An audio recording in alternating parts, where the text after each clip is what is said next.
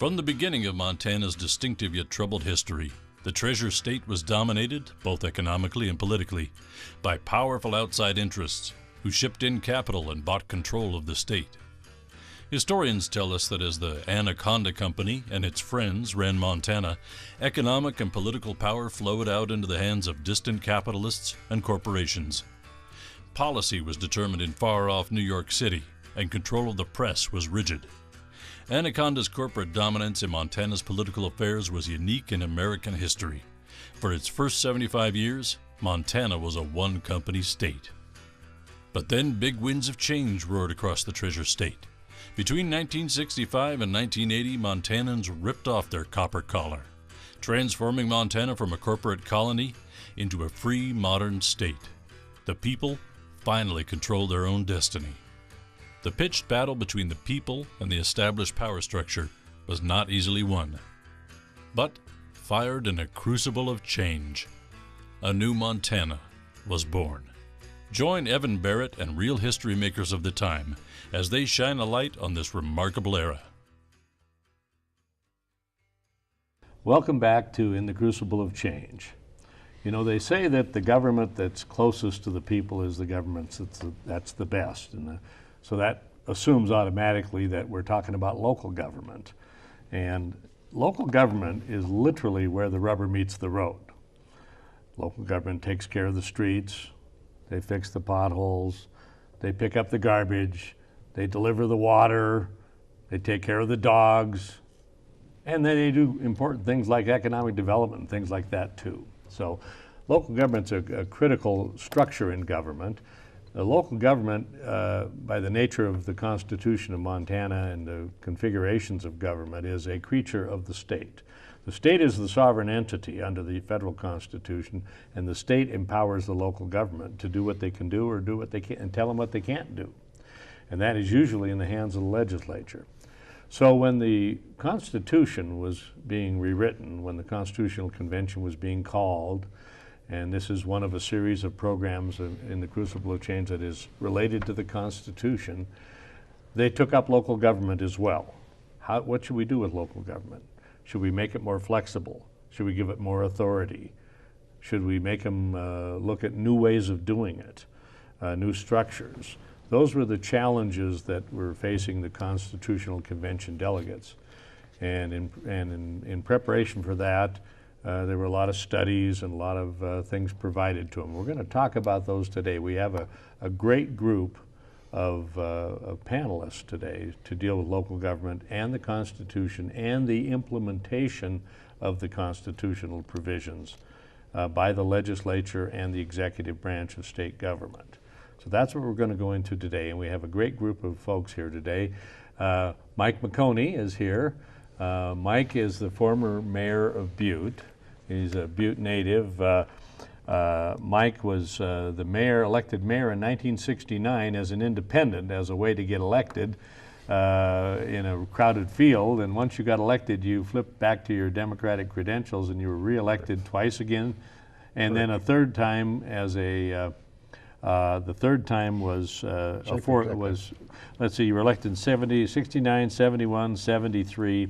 And then the consolidation of local government occurred, and you became the first ever chief executive of Butte Silverbow under the new form of government. Now, Mike, by the way, is from Butte, but Carroll College graduate, and later was in state government, as in the Department of Commerce, doing local government, community development work, little economic development work. Ultimately, you were head of the Department of Labor. Correct. Under Governor Stevens. You were under Governor Judge for a while, and you retired a number of years ago, and we're so happy you were able to come up here because you're in Henderson, Nevada now. We're so glad you were able to be here. Pleasure to be here. Yeah. And Jerry Holloron. Jerry comes out of Corvallis, got his degree in journalism and was a writer for the lead newspapers with their state bureau. Right. When we first met way back when. And he moved from the state bureau to the Constitutional Convention staff. Right. And wrote the study on local government, and then when the actual Constitutional Convention occurred, you were the staffer for local government. And, right. And so we look at you to be the expert about what really came out of the Constitution. You then left and went to the UMJ school for quite a while, and then ended up writing back to newspaper work in the Seattle-Tacoma area until you retired. Right. And thank you for coming all the way from the West Coast Sure. to this wonderful, warm and wet climate in Montana. No, we're so dry here, we can't even blow up the fireworks in Butte now. So, but thank you, and we're gonna, it's good to see you, and we've been on the phone quite a bit, but it's the first time we've seen each other in a lot of years. I'm so happy you're here. Thank you. And Mike Shields. Mike's an Anaconda native, Carroll College again. So the Carroll was outnumbering us UM guys today, because after graduating from Carroll College, you were doing what you do in Montana when you haven't got any place to go when you graduated, and you went back and were working the summer at the smelter when you got a call from Dale Harris, who had moved from the Constitutional Convention to heading up the local government commission under Governor Judge's office. That's right. And they were the implementers, if you will.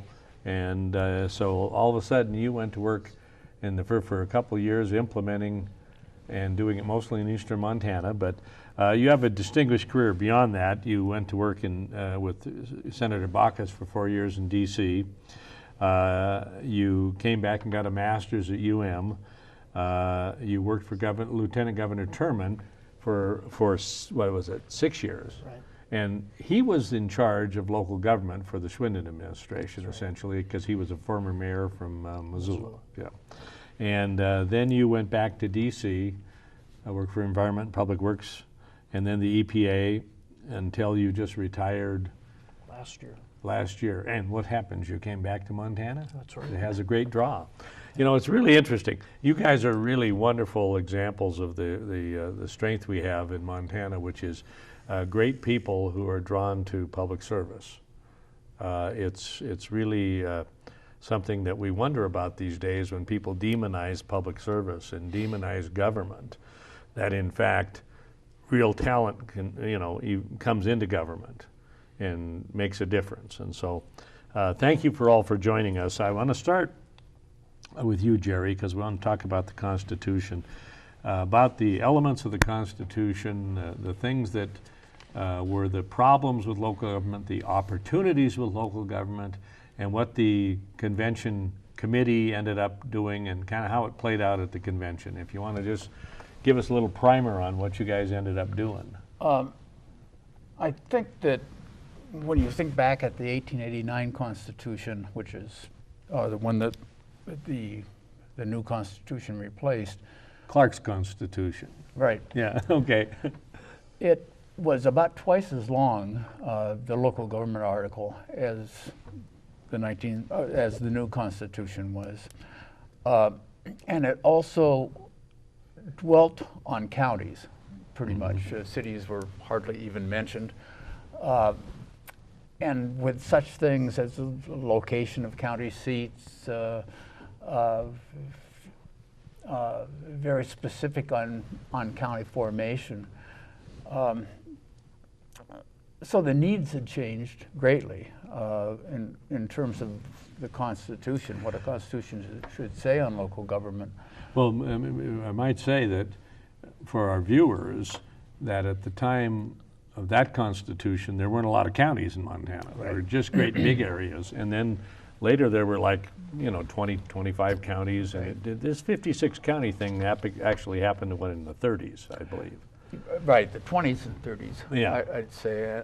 Yeah. I think the interesting thing is that many of the counties today, of the 56 counties, and certainly this was true in the 1970s too, when the new Constitution was written. Many of the counties today and then have fewer residents than they did in 1920. We talk a lot about growth, and we think of growth all the time in terms of getting bigger. In Montana, in terms of the governments, much of what's happened is that the counties now have fewer people than when they were first formed. So you have a whole range of different problems that I'm not sure are being particularly effectively addressed. You know, it's interesting that I often would tell people when they'd ask about Montana, and I'd say, well, you know, the movement of people have been from rural to urban, Exactly. from east to west, although that's changed a little bit with the Bakken situation now, and from Butte to out of state, because we were such a big area that mining people often went out of state to find a job. But you're right about that, but there was a heavy emphasis on counties. I interrupted, and there was a lot of the language really had to do with, without directly saying what powers cities and counties should have, kind of creating a framework. And the framework that was created was that, as in many other states, that the local governments could do only what the legislature had specifically said they could do. In other words, if a city wanted to collect revenue from garbage collection, for example, there would have to be a state law authorizing that to happen. It was even worse for counties.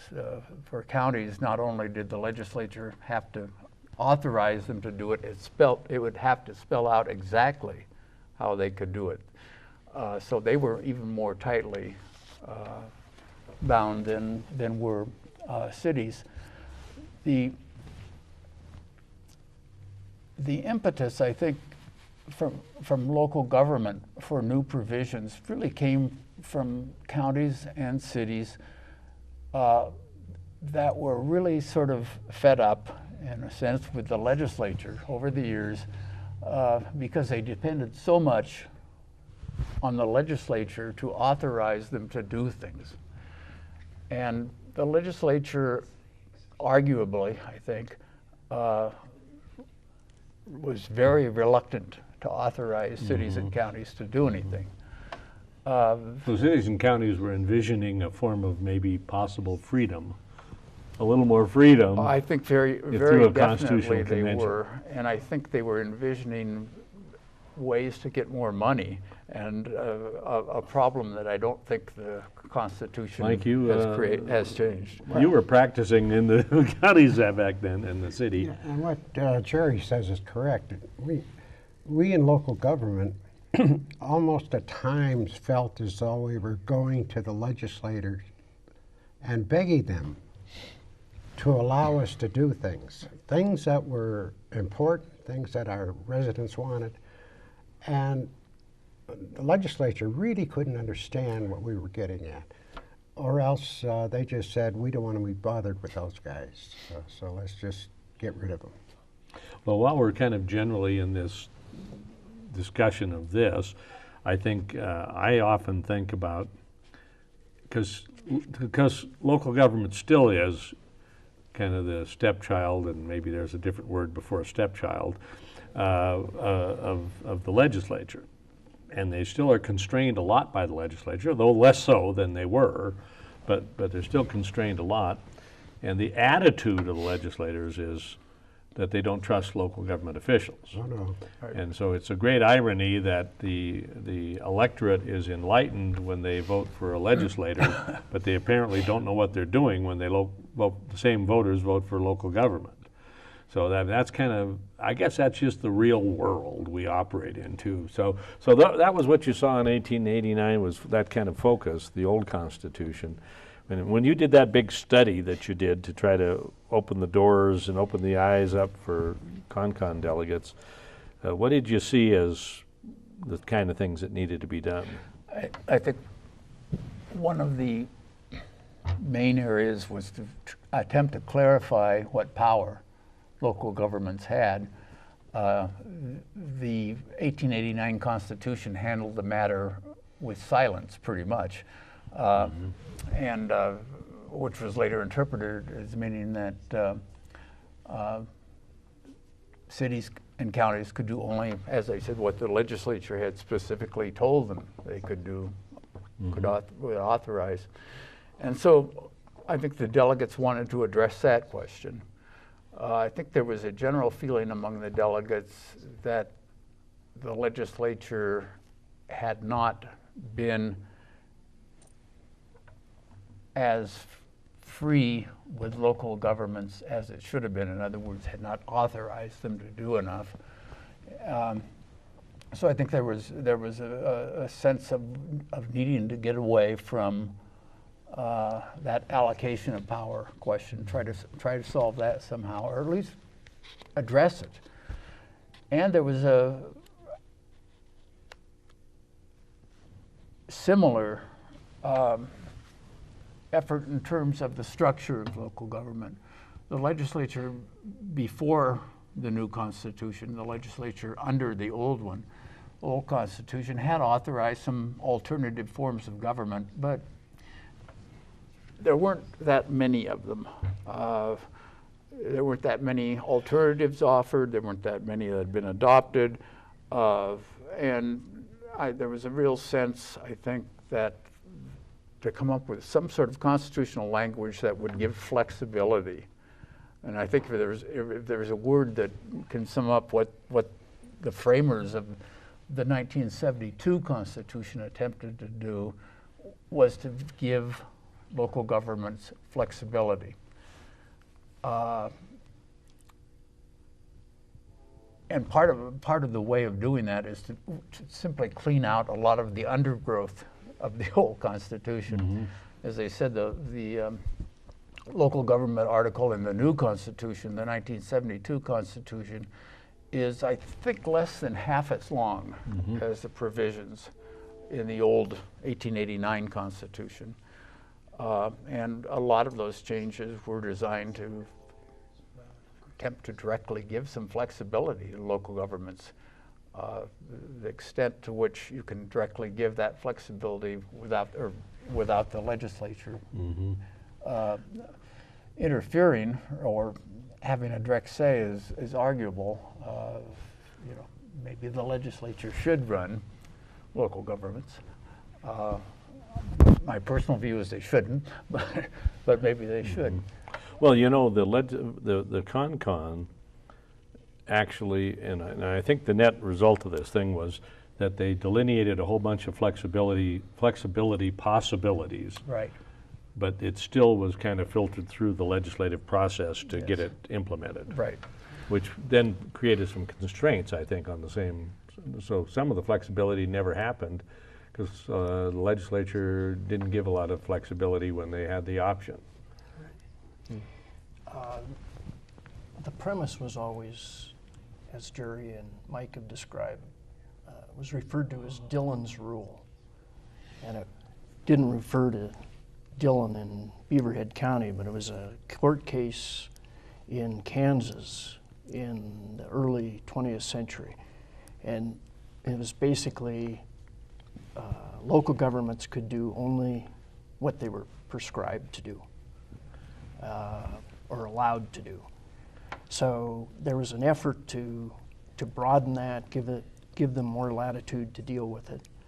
The legislature, in some ways, continued to be reluctant to do that, but they did provide some options in the form of charters and self-governing powers, trying to adapt the form of government to reflect the changes of the late 20th century, things that weren't even considered in 1889. And so that was basically the impetus for the title that came out of the Constitutional Convention. And then subsequently, the enabling legislation passed by the legislature created the State Commission on Local Government. And the commission was a gubernatorial commission, was chaired by Harold Gerke, who was then Speaker of the House. But also had been a former mayor of Billings, correct? Most of the folks on the commission had some tie to local government. Mm-hmm. Longtime legislator from Helena, Glenn Drake, was the co-chairman. And they set about implementing the legislation that the legislature had passed. You had the 56 counties and 126 cities and towns who were required to create these study commissions. And the commission implemented that. There was a good deal of research done, primarily by the Bureau of Government Research at Missoula and at Montana State. Lauren McKinsey at Bozeman, Jim Lopatch and Peter Cohen at Missoula did a lot of the background information for the study commissioners. In addition, the commission had, which I think is sometimes missed, but it was a large piece of the agenda, and that was the local government code was voluminous, very prescriptive. And what the commission tried to do was a recodification of all the local government statutes. Mm-hmm. And as a consequence, put on the table state assumption of some of the services, courts, welfare. That was all included in an enabling bill, House Bill 122. And the wrap on 122 was it was over 700 pages. And, light reading. And one legislator said, I haven't read 700 pages in my life and I'm not going to start now. The bill was introduced with a good deal of fanfare, but was really unsuccessful. I'm happy to say that portions of it were enacted in later sessions. But that was the process, and that was, they were trying to come to grips with the fact that local governments were confronting serious problems, and the form of government and the powers of government were, ill-equipped to deal with them. And in many ways, we're dealing with them now. The counties in the Bakken, exponential growth, inability to deal with infrastructure, caps on bonding, caps on taxation, and as a consequence, they're back before the legislature attempting to deal with it. Now, the flexibility that you were on the commission staff trying to provide some guidance to local governments on as they reviewed their own structure. Those were things that were, in many cases, articulated by the Constitution, right? The charter, self-governing, those issues were came out of the committee, did they? Yeah, sort of. Before the convention, local governments, again, could do only what the legislature said they could do, and they had to have a structure that had been already approved by the legislature. That could be a city manager, it could be a city council, but it had to be, the structure was set by the legislature. Specifically by the legislature. Right. Yeah. The new Constitution allowed that, and in fact, again, kind of tried to shove the legislature into approving even more potential forms of government, but it also provided for self-government powers and self-government structure in which a local government could write its own charter. In other words, it added, the 1972 Constitution added the provision where voters in a city or county could write their own form of government, design their own form of government, which had not been allowed before. It is very interesting that part of the theme of this whole series is about the change when the copper collar was removed from Montana, when essentially economic and political control was pretty much absolute with the Anaconda Company, not without a lot of fighting, but still they always seemed to prevail. And that through the Constitution and the election of certain kinds of leadership and reorganizing the executive branch and modernizing the legislative branch, that essentially, in passing a lot of interesting laws in the early parts of the 70s, that there was a shift in power away from the old power of the Anaconda Company and its buddies, corporate and powerful organizational buddies, to the people. And essentially, that's what we're talking about here, was choices were given to people, Right. which heretofore were totally subject of legislative control, and the legislature seemed much more controlled by the lobbyists for certain entities than perhaps by the people. So that's an overall thrust of this whole series, and this seems to be part of that. However, whether or not it came to complete fruition is a challenge. And one of the things about the legislative constriction on local government, which is at least partially lifted by the Constitution, may have had to do with the fact that the Constitution, the convention itself, could not have any active legislators be members. Supreme Court ruled, Right. you're an active legislator. Now, there were some former legislators there, but if you were an active legislator, you could not run for the Constitution. In fact, there was some great consternation in the halls of Helena when that decision came out, as I recall. Yes. Great. Because the legislators said, we want to be there because we know what's best. Right. We know what's right. Do you remember that, Mike? I do. It's always the case that,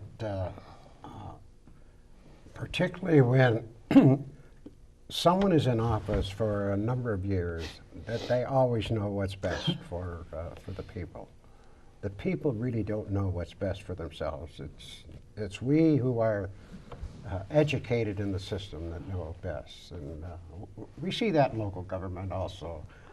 And but with the legislature, it was quite evident that they were perturbed that no legislators could run. Well, you'll trust the people ultimately that's what you end up doing in a democracy. Right. And if the people have open choices. Now, that you talked about the charter, self-governing possibilities. What about consolidation?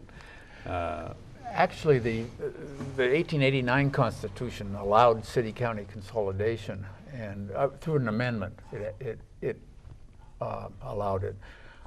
The new Constitution allowed two things.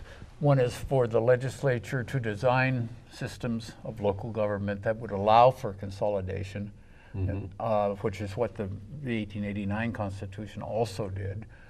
But it also allowed cities and counties to design their own form of local government and combine with a vote of the people. And that had not been allowed in Montana before. Self-government charters is what the Montana Constitution now calls them. So that's what it allowed. I think there was an assumption that more counties and cities in going through the local government review process would move toward that. Towards city-county consolidation. That really didn't happen. Well, we're going to talk about the two cases of consolidation that actually occurred and maybe a couple that failed in a few moments. But can you take off a little bit on the review? Because it seems to me that the Constitution mandated people involvement through this review process. Can you? It did, and I think that was probably the main unique local government feature of the Montana Constitution that, to my knowledge, no other state had approached it this way, was to require that, I think it was within, 2 years of adoption of the Constitution, every city and town and county in the state would have to review their form of local government. And that was to be done through a local commission, which was elected by the people, to independently decide in Culbertson, and I think that's incorporated, in Darby, in Missoula, in Billings, and in counties, to look at their form of local government and decide whether they wanted to keep it or wanted to change it. And also it provided in the Constitution that every 10 years, as clarified through amendment, every 10 years the Montana residents of a specific county or city would have to vote on whether they wanted to review it again. But the first time around, they had to set up a local government study commission. And they have to have the option every 10 years. Yes. And people can opt no. For example, I know in Butte, they did every 10 years they had a commission. And then this recently, 2 years ago, they had a vote and said, no, we're not even going to bother looking at it this time. Right. So, but the choice was there. Now you were, when that first 2 years, when all these local governments were reviewing themselves, that's when you were out there doing your job. Part of the staff for the Local Government Commission, we did a good deal of outreach. You had 642 study commissioners across the state. And I think now those are, each local government had a study commission, so you add up them all together, there were 642? 642 individuals were involved in the process. And, you know, a lot of the major cities, Missoula, Billings, Butte, you know, they started from day one and basically grabbed the ball and ran with it. A lot of them were rural places. The impetus, or the state commission, knew that they would need help, need assistance, not from the standpoint of trying to prejudice it one way or the other, but just to inform them as to, here are the options, here's how you go about writing a charter, how you propose it on the ballot, that type of thing. So 3 of us were designated to, you know, assist those study commissioners or study commissions with that task. And I think it's important to remember the context. It was right around the bicentennial. So there was an attempt, I think, to, you know, take advantage of the civic process with the bicentennial and try to encourage people to get involved and take a look at it. And I think, you know, the intent of the Constitution, the framers of the Constitution, was really fulfilled in that you had this group of people who really had not been involved in government before, in most cases, took the task fairly seriously. And I think that's evident in the fact that the commissions, the actual commissions, did propose some major changes in their form of government, in the powers of those local governments. The voters saw it differently. The vast majority of the charters went down to defeat. There were instances where areas proposed unification and consolidation of city and county governments. They were successful in 2 instances, and I think it's indicative. The 2 smallest counties geographically did it, and primarily dominated by one major city. So I think it made the task there much more logical and more palatable to the electorate. The other interesting thing was most of the success of the local charters and changes that were made were done at either the primary election or in special elections during the course of '76, which tended to mean voter turnout tended to be lower. And as a consequence, I think most of the people who had an interest in seeing the change were motivated to go to the polls. Those proposals that were part of the general election, and it was a presidential election year, so turnout was relatively high, tended to go down. So, yeah. That's not uncommon. No. That's not uncommon. In fact, in the election of the Constitutional Commission delegates was done at a special election, and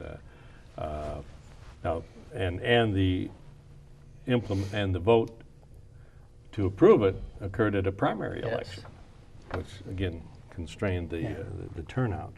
Well, it is interesting now. All those people now. Would you say that maybe looking at 122 and it was a big bill that didn't make it, or looking at the implementation of these review commissions, that there'd been a lot of big changes going on, and maybe folks were saying maybe enough's enough or something? I mean, I'm asking, that's an evaluation I'm asking you about. But I think there's credibility to that from the standpoint of just you know, you'd had the con, you'd done executive reorganization. This was the 70s. There's a good deal of turmoil nationally. And by the time the local government review process came about, a lot of that impetus may have dissipated. But another way of looking at it is perhaps voters, local residents, saw no need for change, that they were content with the type of government that they had. So, Yeah, you mentioned that those charters that went up in the general election, for the most part, were defeated. But I believe Butte Silver Bow and Anaconda Deer Lodge both came up in the general election. right. And our charter in Butte Silver Bow passed fairly, not landslide by any means, but by a significant number of votes. Right. So, But you had a product of a commission, and you as mayor were strongly supportive of that consolidation. I was. Often mayors will say, wait a minute, I don't know, or county commissioners say, I don't know. What happened with your county commissioners? Were they on board, or were they? Well, it was difficult to get the county commission at the time even to join with the city of Butte to unify the study commission. We didn't want, there were 9 elected from the county, there were 5 elected from the city. We didn't want those two bodies meeting separately and coming up with different things, ideas. One come up with consolidation and the other come up with the city of Butte disenfranchising or something. So it was difficult to get them to even to agree to unification of this committee. But we were able to get that done, and from that point on, they stepped aside and were not involved. The city of Walkerville, which had the option, and it was their prerogative to opt out, they took that approach of we didn't want to be involved in the joint study commission, so they did their own review. So we embarked. So you have a consolidated government was put on the ballot, but came out that since the commission met together, they came up with a recommendation. Is that it right there, or what? Yeah, this is the original, or this was a charter that was submitted to the two governments and to the people of Butte Silver Bow. And as you can see, it's a pretty thin document.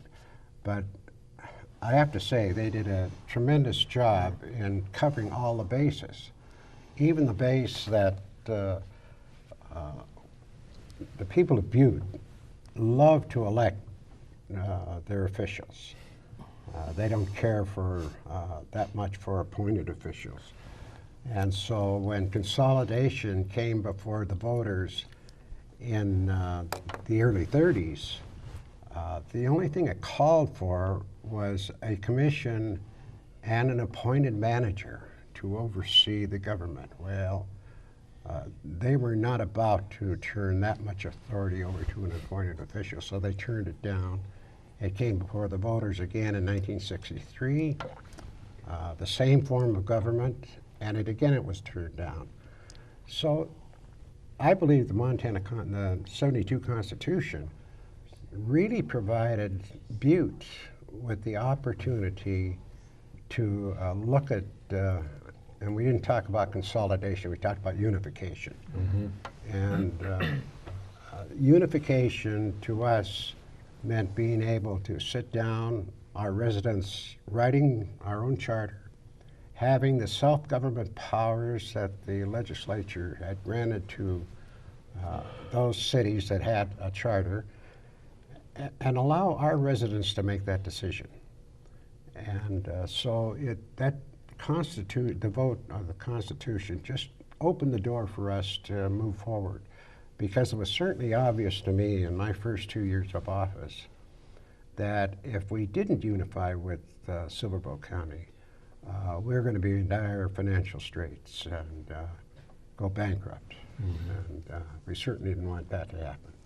So we embarked on it, and our study commission was created of, it was made up of business people, professionals, firefighters from the volunteer fire departments, I think also from the paid fire department, housewives, retired people, and they elected as their chair Dr. Robert Tromitz, who did a tremendous Very job in respected position, yeah. holding that committee together. And so their charter was presented, I can say with some difficulty on my part, on what they put into that charter, because being a mayor and being in charge of all of the departments in the city and appointing those department heads, found it a little difficult to understand how we were going to operate a government that had 12 elected officials.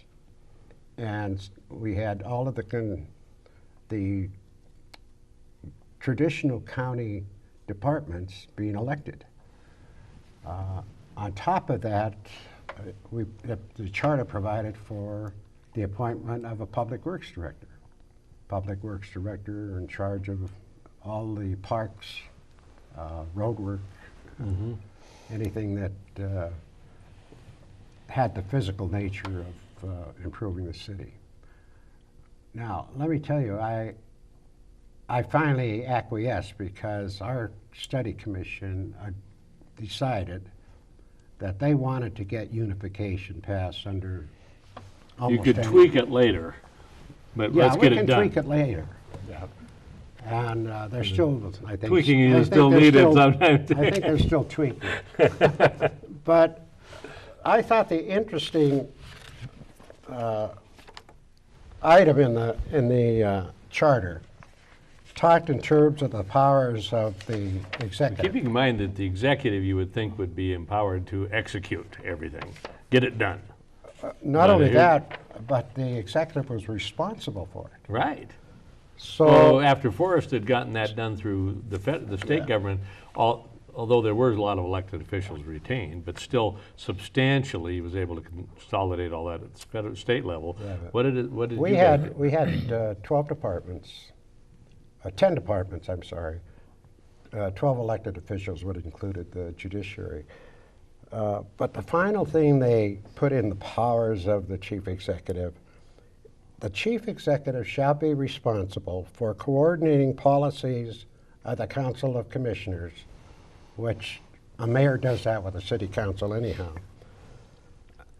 and with all elected and appointed department heads. In other words, it was the chief executive's responsibility to make sure that all the elected officials were living within the policies that our Council of Commissioners created and that the chief executive created.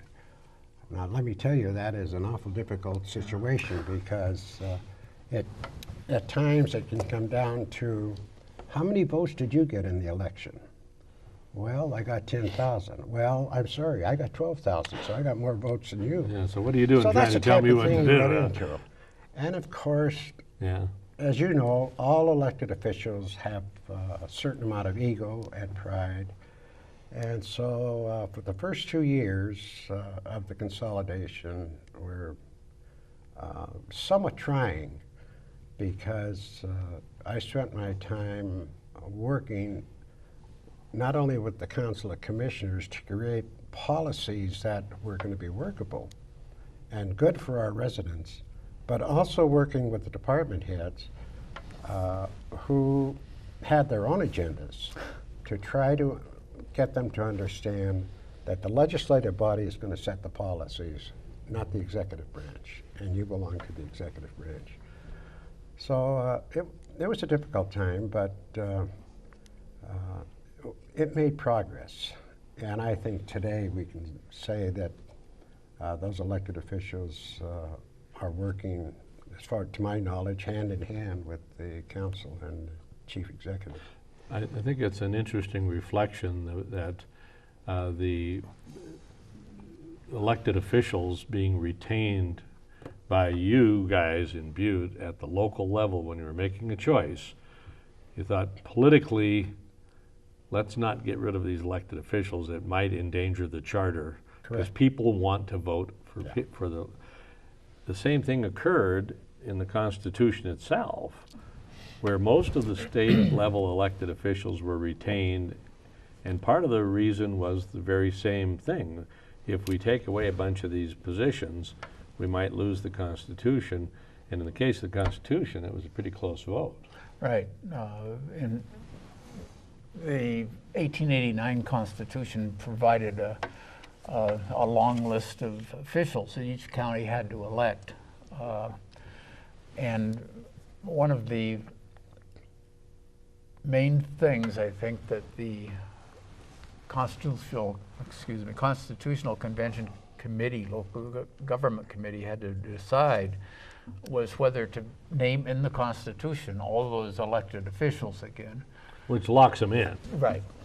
And what the delegates did was to say that required the legislature to provide for alternative forms of government, and say that one of the alternative forms of government had to include that long list of elected officials, thinking that then it would just become one of a number of options. Kind of splitting the baby, so to speak, you know, Right. to try to get the votes. Of course, what happened is that in votive review of local government in each county and city, almost all of them voted in favor of keeping the former government they had, which includes the long list. But I should mention that the new Constitution is not new now. It's what, 50 years old. 43 years old. Yeah. It's new to me. That the Constitution also gives pretty broad power to the county commissioners now to combine those offices if they want to. For example, the Lewis and Clark County Commission, if it wanted to, could combine a number of the now elected officials. I don't know to what extent that's been used, but it is possible. Again, as an example, I think of the Constitutional Convention delegates trying to give the flexibility to local governments. I'm not sure to what extent the local governments have used that flexibility. But as we've talked about the people being empowered, you can make a textbook case for all kinds of efficiencies in government and everything else. And if the price of that textbook case is you don't get to have as many elections, people were kind of saying, no, we like those little elections, even if it may not be efficient. I'm not sure that voters, and I think this is fine.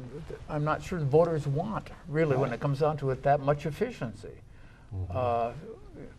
Things may run more smoothly that way, but you lose something in terms of democracy, I think, and to some extent, I guess, you know, if they want to elect the long list of officials, Right.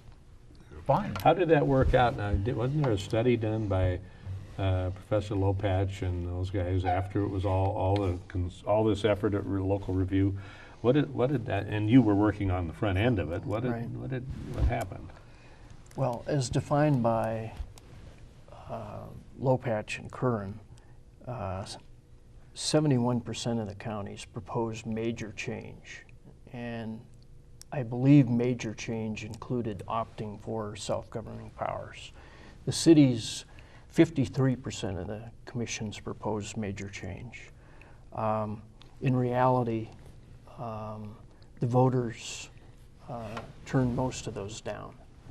So what you had is those who had taken the time over a course of 2 years to study the forms of government and everything, gone through a hearing process. There were hearings that were mandated by the legislature for the commissions. They couldn't go and close themselves up in a room and propose something. They had to have a public vetting process. Yeah, and I think it's important as far as Butte is concerned. We had the media at the study commission had the media at every one of their meetings. And so they were able to give both sides of the story. And I guess whoever was the dominant one on that particular issue that night, it registered with the voters, and at least for a short period of time. Well, maybe it's fair to say that the ability to consolidate and to review and to make the changes that Butte and Anaconda both did provided an opportunity at a time when change appeared to be to the electorate necessary for survival. I think that's probably true.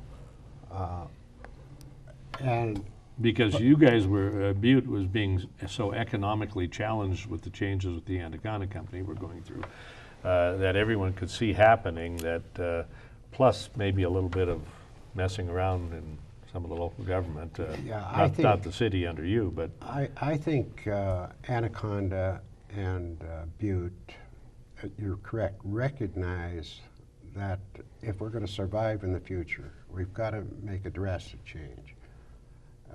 In the Butte experience, we were able to convince the people of the fact that this change was really necessary, because our voters, I think we had something like 75% turnout for to vote on the charter, which is a phenomenal number. Right. But it showed that the people were interested.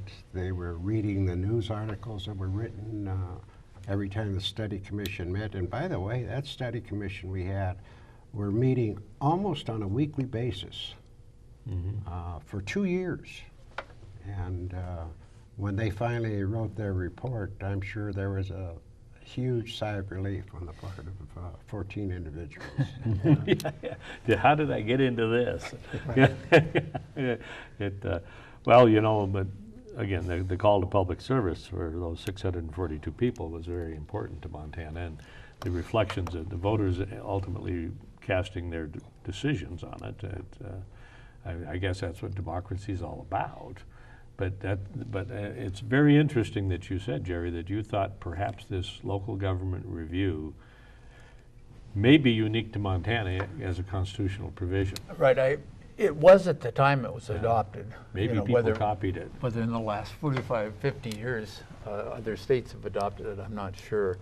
But I do. I feel that I'm not sure that the delegates would feel this way. I think some of them would. That just the fact of requiring people to have the local commissions, whether the results are approved or not by the voters, is probably worth it. I don't think the fact that so many of the proposals failed at the polls, almost all of them, is a sign that the process didn't work. I think you can argue that it's a sign that the process didn't work. Well, the voters people at some wanted point to keep what they had. Yeah, the voters essentially said, let's keep what we have, we're happy with Exactly. it. That's a decision of people. Right. And certainly change isn't automatically required. But Yeah, and I know of back in my time as mayor, there were a couple of areas that consolidated, like down Dade County in Florida, they consolidated. And I believe in Indianapolis, Yes. they consolidated.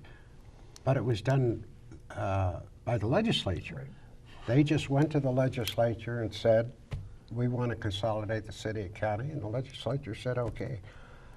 I think the people of Montana have shown there's a better way to do it. We may not always agree with officials that say we want to unify issues or we want to do away with this, but at least they have had their voice. And that, as far as liberty in our country, that's the greatest liberty we can have, is to express well, we're getting, our view. we're not at the end here, but we're getting closer to the end of this program. The hour always goes so fast.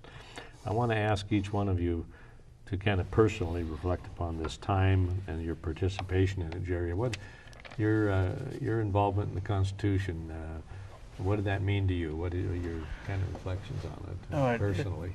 It's strange to look back at it now because I think of all this as happening yesterday, but it happened 50 years ago. I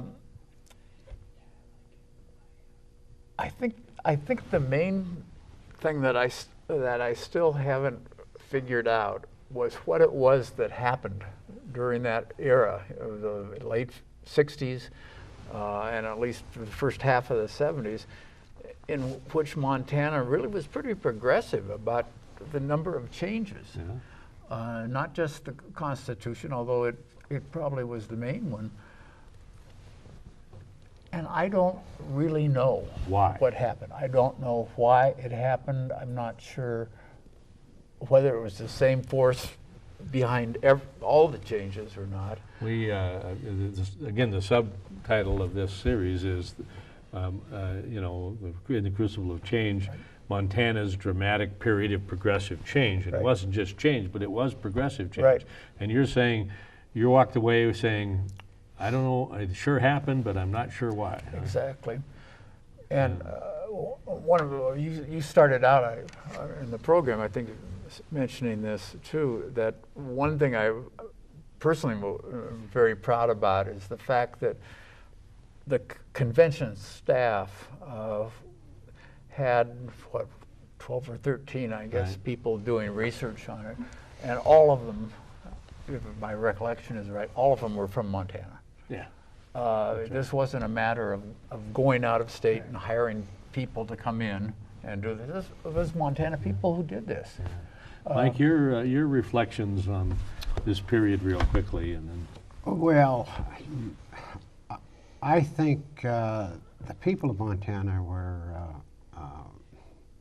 very enlightened and smart to pass the new Constitution. My time in involvement with changing the charter in Butte, probably one of the things that I remember most about my administration, the 10 years I spent there. Mm-hmm. So that Constitution gave us that opportunity, and the city of Butte is very thankful for it. And Butte made more of it than almost anybody.